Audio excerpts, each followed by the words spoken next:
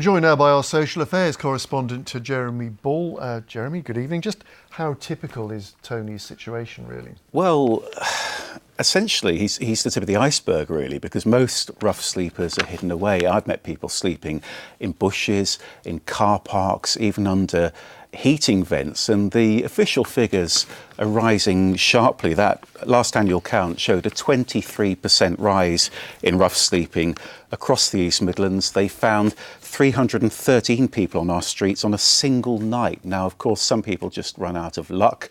Others are just out of prison. A lot of people are addicted to drink or drugs. I've met some people who were banned from hostels because they caused so much trouble. But I saw one Polish man who was coming out of a freezing shed on his way to an early shift, and he was sleeping rough because as a foreign national he wasn't entitled to housing support. I've also met people who choose to sleep rough. One man told me that he was escaping from a violent flatmate. Another man told me he simply preferred life on the street. So very, very complex, this. So because it's so complex, what can be done to actually tackle this? A lot of work going on, particularly by homelessness charities.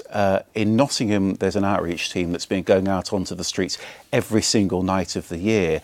They take a nurse most of the time as well, and they say that they get most people into accommodation within a couple of nights. The problem they've got is that those people are then simply being replaced by new rough sleepers. Now, this is the main reason the government announced a new national strategy last week. The big focus of that is money to tackle the causes, to try to end rough sleeping within a decade.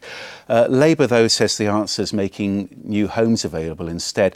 And of course, it's worth remembering that rough sleeping is just the tip of the iceberg here, because most homeless people aren't sleeping rough. Most homeless people are in bed and breakfast or those hostels or sofa surfing with friends. Indeed. OK, Jeremy, thanks very much indeed.